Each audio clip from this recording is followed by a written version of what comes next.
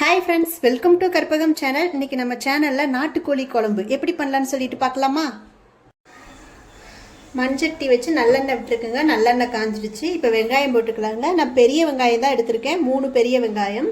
நீங்கள் சின்ன வெங்காயம் இருந்தால் கட் பண்ணிக்கிங்க. சின்ன வெங்காயத்தில் நாட்டுக்கோழி கிரேவி செஞ்சால் டேஸ்ட்டு சூப்பராக இருக்கும். எனக்கு டைம் இல்லைங்க, அதனால நான் பெரிய வெங்காயம் கட் பண்ணியிருக்கேன். இப்போ அந்த வெங்காயத்தை நல்லா வதக்கிக்கலாம். பாருங்கள், வெங்காயம் இந்த அளவுக்கு நல்லா வதக்கிக்கணுங்க. கலர் சேஞ்ச் ஆகி வரணும். இப்போ நம்ம இதில் இஞ்சி பூண்டு பேஸ்ட்டு போட்டுக்கலாங்க. இஞ்சி பூண்டு பேஸ்ட் இதில் 3/4 ஸ்பூனுங்க. இஞ்சி பூண்டு பேஸ்ட் பச்சை வாசனை போகிற வரைக்கும் நல்லா வதக்கிக்கலாம். நல்லா வதக்காச்சுங்க. இப்போ இதில் தக்காளி போட்டுக்கலாம். நான் ஒரு தக்காளி, பெரிய தக்காளி கட் பண்ணி வச்சுருக்கேன். ஒரு தக்காளி, 3 பச்சை மிளகாய், தேவையான அளவுக்கு உப்பு. இப்போ இது நல்லா வதக்கலாங்க. உப்பு போட்டால் தக்காளி சீக்கிரம் மசிஞ்சு வரும், அதற்காக. இப்போ தக்காளி நல்லா வதங்கிடுச்சுங்க. இப்போ நம்ம சிக்கன் போட்டுக்கலாம். நான் 3/4 கிலோ நாட்டுக்கோழி எடுத்து நல்லா வாஷ் பண்ணி வச்சுருக்கேங்க. இப்போ நாட்டுக்கோழி போட்டுக்கலாம்.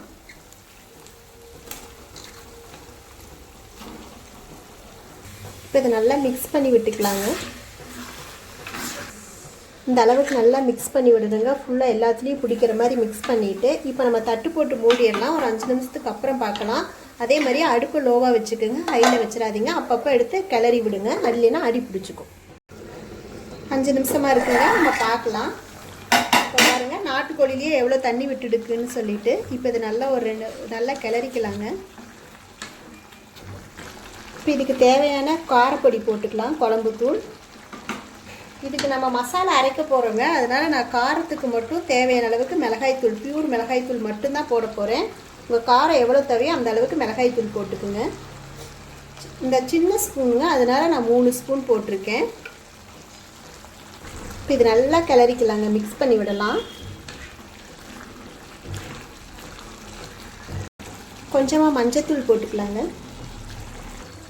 இப்போ இது நல்லா கிளறியாச்சுங்க. இப்போ இதுக்கு தேவையான ஒரு பொடி, இதுக்கு டேஸ்ட்டு கொடுக்கறதுக்கு ஒரு பொடி நம்ம ரெடி பண்ண போகிறோங்க.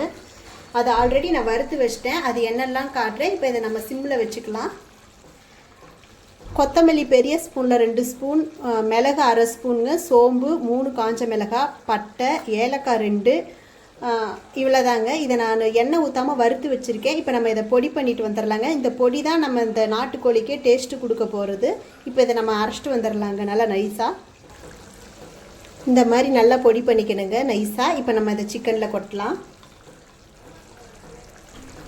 இந்த பொடி போட்டதுமே நல்லா மணமாக இருக்குங்க. ஃப்ரெஷ்ஷாக வறுத்து அரைச்ச பொடி. நம்ம சிக்கன் மசாலா போடுறதுக்கு பதிலாக இந்த மாதிரி ஒருக்கா வறுத்து அரைச்சி நாட்டுக்கோழி செஞ்சு பாருங்கள். டேஸ்ட்டு சூப்பராக இருக்கும், நல்லா மணமாகவும் இருக்கும். இப்போ இது நல்லா ஃபுல்லாக அந்த மசாலா பூரா நம்ம சிக்கனில் பிடிக்கிற மாதிரி நல்லா மிக்ஸ் பண்ணிக்கலாம். நல்லா மிக்ஸ் பண்ணியாச்சுங்க. இப்போ நம்ம தண்ணி ஊற்றிக்கலாங்க. தேவையான அளவுக்கு தண்ணி ஊற்றிக்கிங்க. ஏன்னா நாட்டுக்கோழி வேக லேட் ஆகும்ல, தண்ணி கொஞ்சம் அதிகமாகவே ஊற்றிக்கிங்க.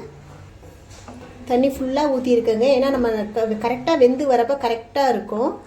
அதே மாதிரி நீங்கள் குக்கரில் செய்கிற மாதிரி இருந்தால் இதே மெத்தட்லேயே குக்கரில் செஞ்சுருங்க. கரெக்டாக உங்களுக்கு எத்தனை விசில் விடுவீங்களோ நாட்டுக்கோழிக்கு அது மாதிரி விட்டுக்குங்க. இப்போ இந்த டைம் உப்பு காரம் பார்த்துக்குங்க.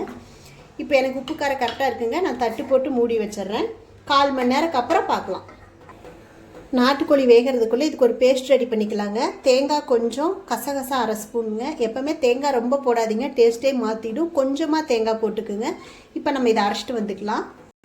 இந்த மாதிரி நல்லா நைஸாக அரைச்சிக்குங்க. இப்போ நம்ம சிக்கன் வெந்ததுக்கப்புறம் அந்த தேங்காய் பேஸ்ட்டு ஊற்றிக்கலாம். 1/4 மணி நேரம் ஆச்சுங்க. சிக்கன் நம்ம வெந்துருச்சான்னு பார்க்கலாம். எவ்வளோ தண்ணி ஊற்றினா எஞ்சி இருக்கு பாருங்கள். ஒரு சிக்கன் எடுத்து சாப்பிட்டு பாருங்கள் வெந்துருச்சான்னு சொல்லிட்டு. ஏன்னா நாட்டுக்கோழியில் வேக லேட் ஆகும், அதனால. சிக்கன் நல்லா வெந்துருச்சுங்க, பஞ்சு போல். இப்போ நம்ம இதில் தேங்காய் அரைச்சோம்ல, இப்போ தேங்காய் ஊற்றலாம். கொஞ்சமாக தண்ணி, ஜார் கழுவி கொஞ்சமாக தண்ணிங்க. தண்ணி இந்த அளவு தாங்க. இப்போ இதில் ஒரு கொதி வரட்டுங்க. அதுக்கப்புறம் நம்ம மல்லி இலை போட்டு ஆஃப் பண்ணிக்கலாம். இப்போ நல்லா கொதிக்குதுங்க. இப்போ இதில் கருவேப்பிலை, மல்லி இலை.